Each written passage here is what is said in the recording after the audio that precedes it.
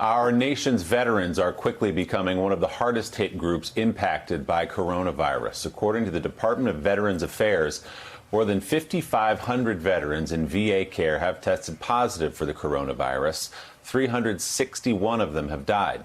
The death rate among VA patients who contract the virus is nearly 6.5%, almost 2 points higher than the 5% of patients who die from the coronavirus nationally. That's according to the Military Times. Senators Amy Klobuchar and Mike Rounds are urging the Department of Veterans Affairs to protect at-risk veterans, especially the estimated 3.5 million veterans who've been exposed to burn pits, which can cause lung problems. The senators are asking for the VA to provide telehealth services to veterans and to make sure VA health facilities have adequate personal protective equipment for health care workers.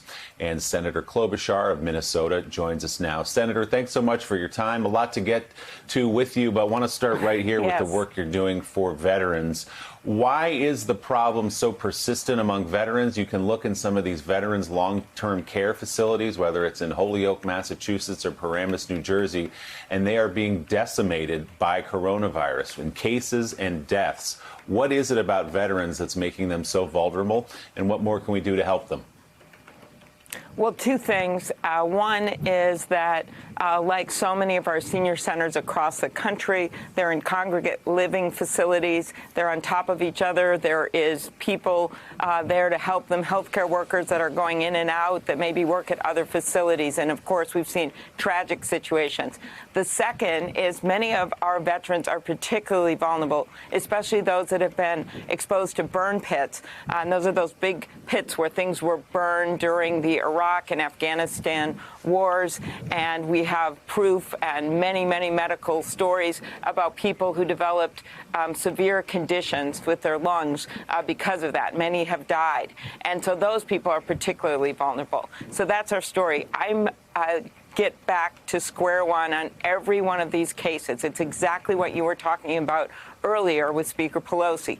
This is about testing.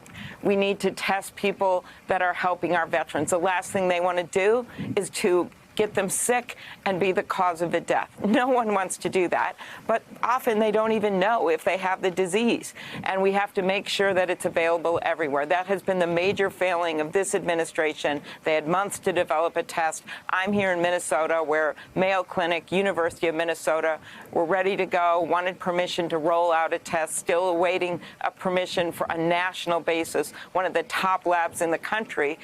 They're starting to do it in Minnesota, but we'd like to see that test, which tests to see if you've had it in the past or if you had it now, be rolled out nationally. That's what we want to see. That's a national testing strategy. So, Senator, the persistent question on that larger question of testing, but applied specifically to veterans here, is why isn't there national testing? What's standing between the test you're talking about in the state of Minnesota being ramped up and tested nationally? Why isn't it happening? You have to go back to the beginning. We have a president that at the Republican convention said the words, "I alone can fix this." Then here we are in the middle of a major national crisis. And what does he say then? Oh, well, I'm back up to the governors. So then you see the governors showing courage, being strong, taking blame, doing whatever's necessary to be a leader.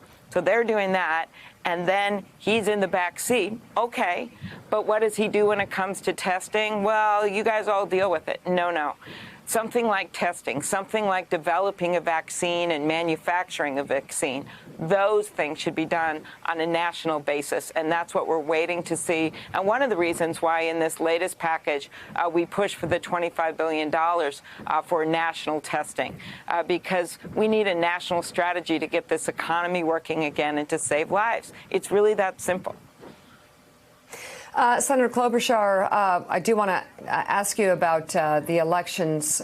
But first, how's your husband doing? And how has that experience impacted, how you are leading Americans through this as best you can? That seemed so scary for a while there. Yeah, it was. And it was one of those early cases, and he had a high temperature and he wouldn't go in. Luckily, he right away decided, I'm not going to go to work. People were still going to work back then. And he said he just kept staying at home. And then pretty soon he was coughing up blood and finally went and tested it. And he had severe pneumonia, oxygen levels down at 70. So he's in the hospital 5 or 6 days. And one of the hardest things that I learned that so many people know now is, one, you can't be at their bedside, right? You can't hold their hand. You really don't know what's going on except over the phone. Two, you can't hug those healthcare workers, those nurses who are holding up the phone to his ear so you can talk to him. And now he's home. He's doing incredibly well. We're here together in Minnesota. I did learn one manifestation of the disease that is still there a month later, and that is that Mika, for some reason, he still can't clean out the basement. It's like, no. Come on, man. We're in home confinement. Dust could trigger it. Oh. Anyway, but he's doing great, and I love being with him. So, it's been good. But I'm hoping that story of ours, that thing, he's 52 years old, he's really healthy, will help other people to see it can happen to anyone. It's my age. He has a real excuse not to clean the basement, I guess. So let's talk about mail-in ballots. What needs to be done to shore up, the election system across the country so that, the president's already sort of tried to start undermining the efficacy, whether or not there can be cheats involved. I've really never heard of that as a big issue. I thought our military did it. So I thought it was a pretty well-known practice and process. But is there more that needs to be done, given that apparently mail-in balloting is being questioned by the President of the United States, and by November, we may not be through this? Exactly, or we may have gotten calmed down and then come back again. No one knows. Right. And so many of the governors across the country want to plan ahead. You bring up our veterans. You're right.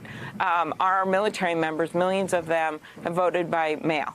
And it's good enough for them. It should be good enough for us.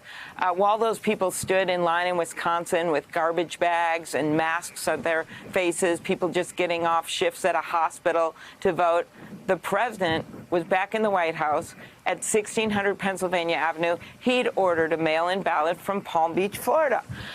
If it's good enough for him, I think those people standing in line should have had access to one. So what this means is expanding funding across the country so that more and more people can vote from home and can use that option. We've seen in Wisconsin how many people, when given that option, used it, but we have to make it easier.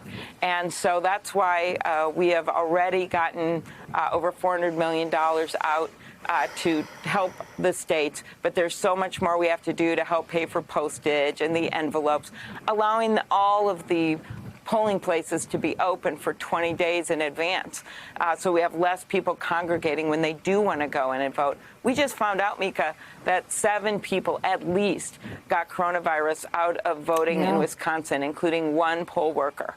That just shouldn't have happened. So I am very focused on this. I lead the bill with Senator Ron Wyden that would allow us to get more funding in this next legislative package, but would also put in some of these reforms, which would make it much easier for people to vote across the country. And one last thing, no matter what the president says, there's a bunch of red states that use this a lot. Utah, one of the top states for mail-in ballots. Republican governors in places like New Hampshire and Maryland and Ohio calling for more mail-in ballots, as well as Democratic governors across the country. This is a bipartisan issue. People shouldn't have to choose between voting and their health. And that's what this is going to be about. And I'm telling you, if they mess around with this, look what just happened in Wisconsin. Suburban voters, voters in Green Bay, they all said, we know you're playing politics, Republican legislature. Well, you're not going to play them with our lives. So they voted, and they voted strong, and a lot of them voted Democratic. That's what's going to happen if they don't help us to save people's lives. Senator Amy Klobuchar, thank you so much for being on. It's great to see you. Take care. Thank you, Mika. It's great to be on. And coming up, will this next round of government aid help the people who need it the most? Mark Morial of the National Urban League joins the conversation next on Morning Joe.